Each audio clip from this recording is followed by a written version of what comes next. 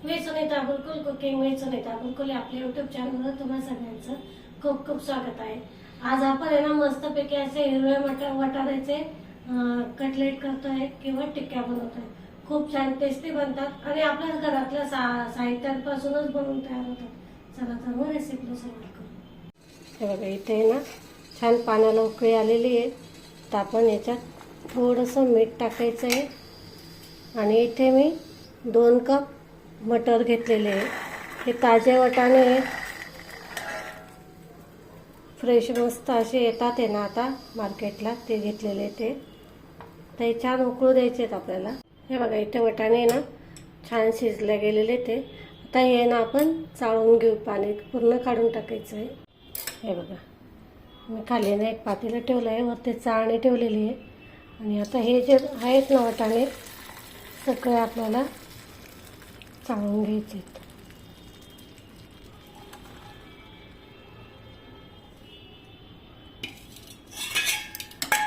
आणि हे आहेत ना मस्त थंड होऊ द्यायचे आहेत, आपल्याला पूर्ण थंड करून घ्यायचे आहेत। बघा आता इथे आहे ना एक वाटण तयार करून घेऊ आपण। जास्त बारीक नाही करायचं आहे, थोडं जाडसर ठेवायचं आहे।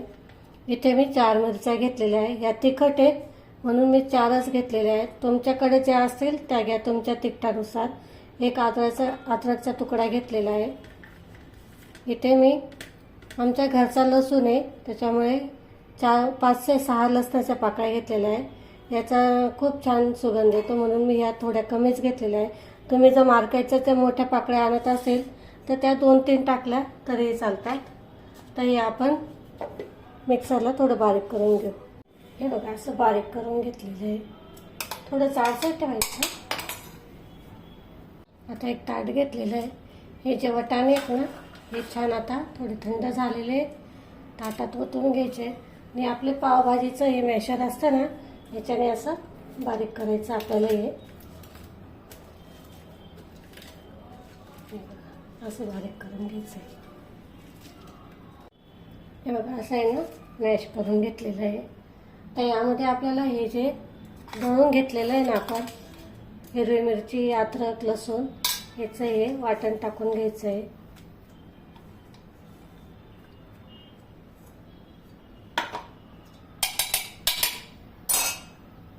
कांदा टाकला मी, एक बारीक कांदा कापून घेतलेला आहे मीडियम साईजचा होता। तिथे आपण काही मसाले टाकतोय।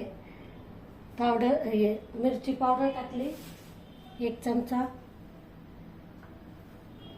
हळद टाकायची थोडीशी,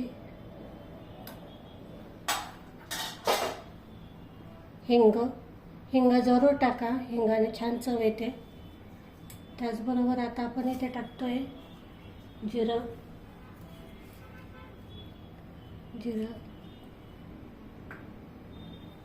ह्याच्यामध्ये मी आता पीठ टाकते। बेसन पीठ घेतलेलं आहे मी इथे अर्धा कप घेतलेलं आहे।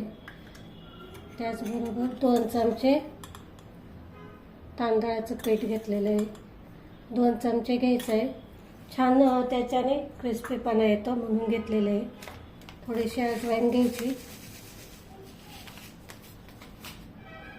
हे बघा अजवाईन आहे ना अशी हातावर चोळून घ्यायची।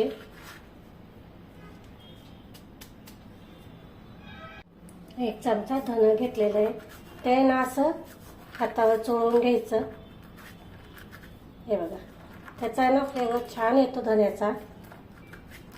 पावडरपेक्षा आहे ना अख्खं धनं टाका असं हातावर चोळून, खूप छान चव येते त्याच्याने।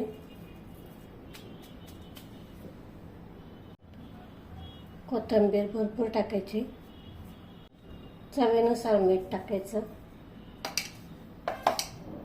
हे ना आता छान मिक्स करून घ्यायचं आहे। इथे बेसनाचं प्रमाण आहे ना कमी जास्त होऊ शकतं, बेसनाच्या क्वालिटीवर असतं ते। हे बघा हे असं छान मिक्स करून घ्यायचं आपल्याला। हे बघा असं आहे ना गोळा करून घ्यायचं, छान मळून घ्यायचं। हे बघा मस्त मळून घ्यायचं।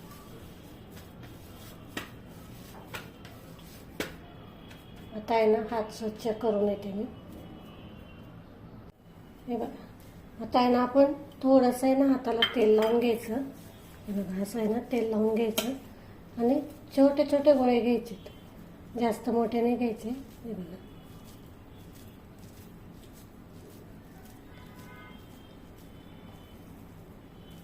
हलका दाब देऊन द्यायचा.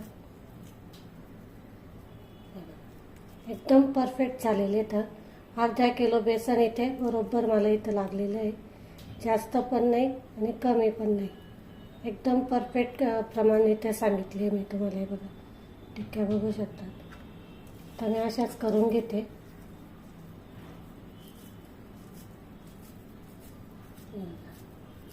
छान मस्त होतात ह्या.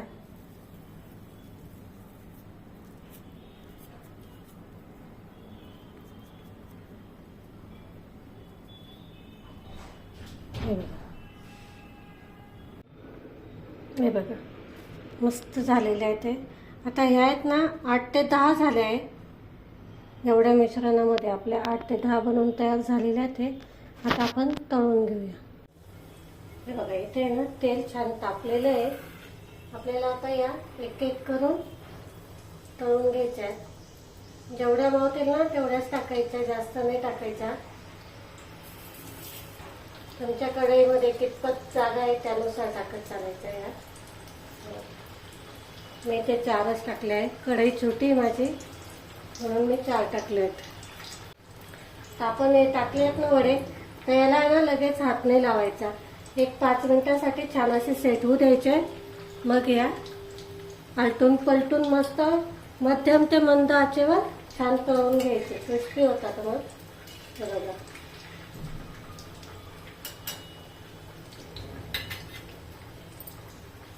असे आहेत ना आलटून पलटून मस्त व्यवस्थित तळून घ्यायचे. पुढे ब्राऊन होतं तळायचे. मस्त छान कुरकुरीत होतात. मग आपण याच्यामध्ये तांदळाचं पीठ वापरलेलं आहे ना, छान कुरकुरीत होतात. आणि जर तुम्हाला जर लगेच तळायचे नसतील ना तर हे आहेत ना टिक्क्या छान फ्रीजरमध्ये पण 3 ते 4 दिवस छान टिकतात, खराब होत नाही. जेव्हा पाहिजे तेव्हा तुम्ही तळू शकता. पण त्याच्यावरती नाही तळायच्या 3 ते 4 दिवसाच्या नंतर. शक्यतो असं जे पदार्थ असतात ना असे ताजे ताजे केले खाल्ले मस्त लागतात.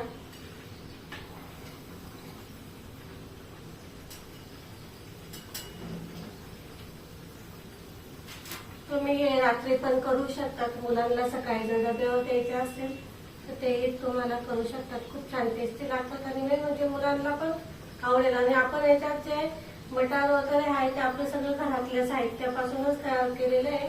मटार हेल्दी असतात, त्याच्यात आपण अनहेल्दी काहीच टाकलेलं नाहीये. तुम्हाला जर हे तळायचे नसेल तर तुम्ही शॅलो फ्राय पण करू शकतात. जसं की थोडासा तेलावर आलटून पलटून तव्यावर पण करू शकतात तुम्ही. हे छान झालेले आहेत. ते एक ना काढून घेते मी.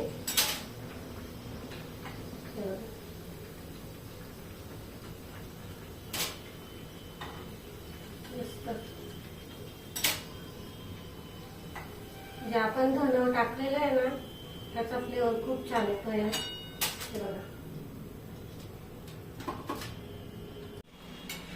बघा असं मस्त तळून घ्यायचे.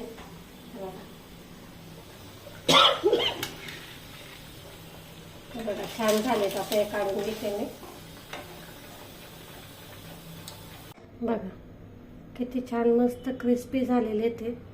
एकदम योग्य प्रमाण मी तुम्हाला इथं दाखवलेलं आहे. मस्त झालेले ते. आता सीझन पण आहे वाटाण्यांचा. मस्त बनवा. बघा किती छान मस्त असे क्रिस्पी झालेले ते. बघू शकता तुम्ही. खूप छान टेस्टी झालेले ते. याच्यामध्ये आपण जे अख्खे धने वापरले आहेत ना अशा हाताने क्रश करून टाकायचे धने कधी पण. खूप छान चव येते त्याच्याने आणि फ्लेवर पण त्याचा खूप छान येतो. खूप छान टेस्टी लागतात. आणि जर तुम्हाला जर ते व्हिडिओ जर आवडला असेल तर लाईक, शेअर आणि सबस्क्राईब करायला अजिबात विसरू नका. हसत राहा, खेळत राहा आणि असेच मस्त मस्त पदार्थ बनवत राहा.